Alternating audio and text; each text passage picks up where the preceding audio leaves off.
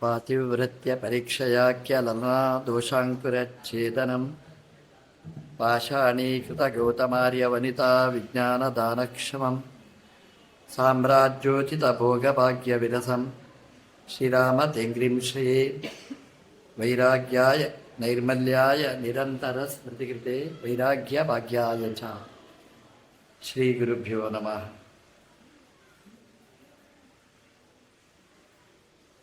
ರಾಮದೇವರು ಎಲ್ಲವನ್ನೂ ಕೊಡಲಿಕ್ಕೆ ಸಮರ್ಥರಾದವರು. ನಮ್ಮಲ್ಲಿ ಏನು ಕಲ್ಪನೆ ಇದೆ ಅಂತಂದರೆ, ರಾಮದೇವರು ಯುದ್ಧ ಮಾಡ್ತಾರೆ, ಶತ್ರುಗಳನ್ನು ಸಂಹಾರ ಮಾಡ್ತಾರೆ. ಕೃಷ್ಣದೇವರು ಹಾಗಲ್ಲ, ಗೀತೋಪದೇಶ ಮಾಡಿದ್ದಾರೆ, ಜ್ಞಾನವನ್ನು ಕೊಟ್ಟಿದ್ದಾರೆ ಅಂತ ನಾವು ದೇವರಲ್ಲಿ ತಾರತಮ್ಯವನ್ನು ಚಿಂತನೆ ಮಾಡ್ತೀವಿ. ರಾಮನಿಗೆ ಆಗದಿದ್ದ ಕೆಲಸ ಕೃಷ್ಣನಿಂದ ನಡೀತದೆ. ಭಗವದ್ಗೀತೆ, ಉದ್ಧವ ಗೀತೆ ಇದೆಲ್ಲ ಉಪದೇಶ ಮಾಡಿದ್ದಾನೆ. ಜ್ಞಾನದ ಕಾರ್ಯ ಅದೆಲ್ಲ ಕೃಷ್ಣನಿಂದ ನಡೆದಿದೆ. ರಾಮಾವತಾರದಲ್ಲಿ ಏನಿಲ್ಲ, ಕಾಡಿಗೆ ಹೋದ, ಯಾರಿಗೆ ಕಷ್ಟ ಅದನ್ನು ಪರಿಹಾರ ಮಾಡಿದ, ಯಾರಿಗೆ ಇಷ್ಟ ಬೇಕು ಕೊಟ್ಟ, ರಾಜ್ಯ ಆಡಳಿತ ನಡೆಸಿದ. ಈ ಕಲ್ಪನೆ ಇದೆ. ಅದಕ್ಕೆ ವಾದಿರಾಜರು ವಿವರಿಸಿದ್ದಾರೆ, ರಾಮನಿಗೆ ವಿಜ್ಞಾನ ದಾನಕ್ಷಮಂ, ಜ್ಞಾನ ಕೊಡುವ ಶಕ್ತಿ ಅದು ರಾಮನಿಗಿದೆ. ನೋಡಲಿಕ್ಕೆ ಹೊರಟ್ರೆ ರಾಮದೇವರ ಜ್ಞಾನದಾನ ಮಾಡುವ ಸಾಮರ್ಥ್ಯ ಅದ್ಭುತವತ್ತು. ಸಾಮಾನ್ಯವಾಗಿ ಒಂದು ಜ್ಞಾನ ಕೊಡಬೇಕಾದರೆ ಪುಸ್ತಕ, ಬಳಪ, ಕಲ್ಲು, ಸ್ಲೇಟ್, ಪುಸ್ತಕ, ಲೇಖನಿ ಕೊಟ್ಟು ಜ್ಞಾನವನ್ನು ಕೊಡಬೇಕು ನಾವು. ಆದರೆ ರಾಮದೇವರ ಕ್ರಮ ಎಷ್ಟು ಅದ್ಭುತವಾದದ್ದು ಅಂತಂದರೆ, ಬಂಡೆ ಕಲ್ಲಾಗಿ ಬಿದ್ದ ಗಂಡನ ಶಾಪಕ್ಕೆ ತುತ್ತಾದ, ಮಳೆ, ಬಿಸಿಲು, ಚಳಿ ಎಲ್ಲದಕ್ಕೂ ಮೈಯೊಡ್ಡಿ ಬಿದ್ದ ಬಂಡೆಕಲ್ಲು ಹೆಣ್ಮಗಳು ಅಹಲ್ಯೆ. ರಾಮದೇವರ ಪಾದ ಸ್ಪರ್ಶ ಮಾತ್ರದಿಂದ, ತನ್ನ ದೃಷ್ಟಿ ಮಾತ್ರ ಪಾದದಿಂದ ಆ ಬಂಡೆಕಲ್ಲು ಅದೊಂದು ಬಾಲಿಕೆ ಆಯಿತು. ಬರೀ ಬಾಲಿಕೆ ಅಂತಂದರೆ ಜ್ಞಾನಶೂನ್ಯಳಾದಂತಹ ಬಾಲಿಕೆ ಅಲ್ಲ, ಜ್ಞಾನಮಯಿಯಾದಂತಹ ಒಂದು ಬಾಲಿಕೆಯನ್ನು ನಿರ್ಮಾಣ ಮಾಡಿದ. ದೇವರಿಗೆ ಇಡೀ ಜಗತ್ತಿಗೆ ಸಂದೇಶ ಕೊಟ್ಟ. ದೇವರಿಗೆ ಜ್ಞಾನ ಉಂಟು ಮಾಡಿ ಕೊಡಬೇಕಾಗಿದ್ದರೆ ಏನು ಕಷ್ಟ ಇಲ್ಲ. ಪುಸ್ತಕ ಹಿಡ್ಕೊಂಡು ಬೆನ್ನ ಹಿಂದೆ ತಿರುಗಾಡಿ ಓದಿಸಬೇಕಾದ ಕ್ರಮ ಇಲ್ಲ. ದೇವರು ಕಣ್ಣಿಂದ ನೋಡಿದರೆ ಸಾಕು, ಪಾದದಿಂದ ಸ್ಪರ್ಶ ಮಾಡಿದರೆ ಸಾಕು. ಅದ್ಭುತವಾದ ಜ್ಞಾನ, ವಿಜ್ಞಾನ ದಾನಕ್ಷಮಂ, ಜ್ಞಾನವನ್ನು ಕೊಡುವ ಶಕ್ತಿ ರಾಮದೇವರಿಗಿದೆ ಅಂತ ಅದನ್ನು ರಾಮಾಯಣದಲ್ಲಿ ತೋರಿಸಿಕೊಟ್ಟಿದ್ದಾರೆ. ಸಾಮಾನ್ಯವಾಗಿ ಮನುಷ್ಯ ಎಲ್ಲ ಬ್ರೈನ್, ಮನಸ್ಸು ಇದ್ದರೆ ಜ್ಞಾನವನ್ನು ಕೊಡಬಹುದು. ಏನು ಇಲ್ಲದಿದ್ರೂ ಜ್ಞಾನವನ್ನು ಕೊಡುವ ಶಕ್ತಿ ನಮ್ಮ ದೇವರಿಗಿದೆ. ಬಂಡೆಗಲ್ಲಿಗೆ ಏನಿತ್ತು?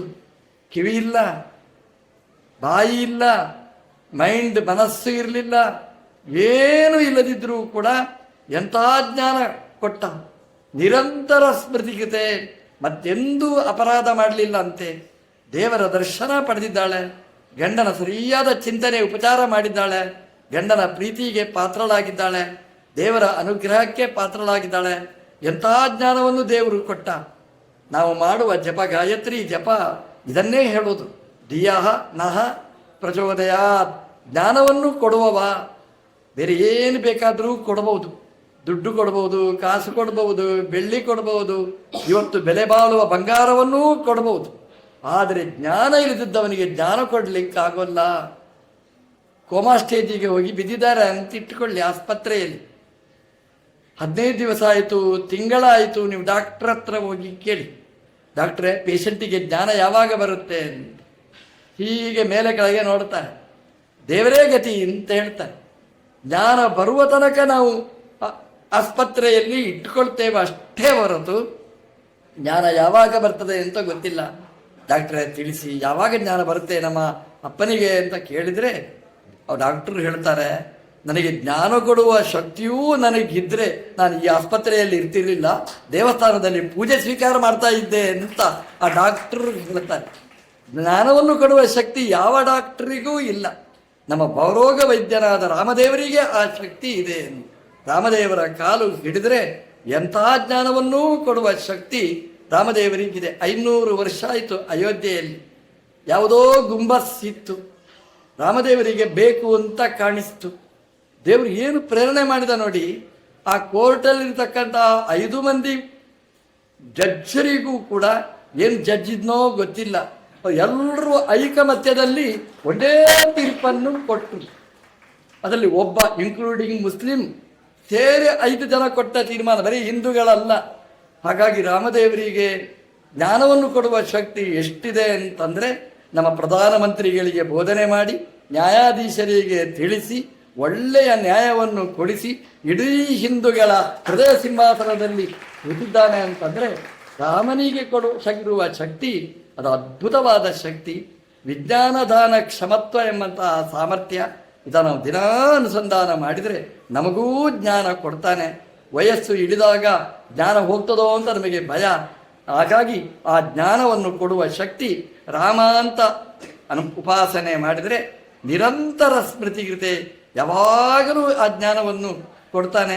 ನಮ್ಮ ಮಕ್ಕಳು ಓದ್ತಾರೆ, ಬಲ್ಬು ಉರಿಸ್ತಾರೆ, ನಮ್ಮ ಹೊಟ್ಟೆ ಉರಿಸ್ತಾರೆ. ಆದರೆ ಪರೀಕ್ಷಾ ಹಾಲಿಗೆ ಹೋದಾಗ ಯಾವುದೂ ಬರೀಲಿಕ್ಕೆ ನೆನಪಾಗುವುದಿಲ್ಲ, ಎಲ್ಲ ಬೈಹಾರ್ಟ್ ಮಾಡಿರ್ತಾರೆ. ಪರೀಕ್ಷಾ ಹಾಲಿಗಿಂತ ಹೊರಗೆ ಬಂದರೆ ಎಲ್ಲ ಒಂದೇ ಕ್ವಶನ್, 2ನೇ ಕ್ವಶನ್, 3ನೇ ಕ್ವಶನ್, ಎಲ್ಲದಕ್ಕೂ ಉತ್ತರ ಗೊತ್ತು. ಪರೀಕ್ಷಾ ಹಾಲಿಗೆ ಹೋದರೆ ಕ್ವಶನ್ ಯಾವುದೂ ನೆನಪಾಗುವುದಿಲ್ಲ. ನೆನಪಾಗಬೇಕಾದ್ರೆ ಒಂದೇ ಒಂದು ಮಾರ್ಗ, ಅದೇನು ಅಂದರೆ ಮತ್ತ ಸ್ಮೃತಿ ಜ್ಞಾನಂ ಅಪೋಹನಂಚ. ನಿರಂತರ ಸ್ಮರಣೆ ಕೊಡುವ ಶಕ್ತಿ ಅದು ದೇವರಿಗೆ. ನಾವು ದೇವರಿಗೊಂದು ರಾಮದೇವರಿಗೊಂದು ಕೈ ಮುಗಿದು ಹೋದರೆ ಆ ದೇವರು ಪರೀಕ್ಷಾ ಹಾಲಿನಲ್ಲಿ ಹೋಗಿ ಕೂತಾಗ ಕ್ವಶನ್ ಪೇಪರ್ ನೋಡಿದಾಗ ಮಕ್ಕಳಿಗೆ ಒಳ್ಳೆ ಆನ್ಸರ್ ಬರೆಯತಕ್ಕಂತಹ ಜ್ಞಾನಶಕ್ತಿಯನ್ನು ಕೊಡುವವರು ದೇವರು ಅಂತ ನಾವು ಉಪಾಸನೆ ಮಾಡೋಣ ಅಂತ ಹೇಳ್ತಾ ಕೃಷ್ಣಾರ್ಪಣ ಮತ್ತು ಒಂದು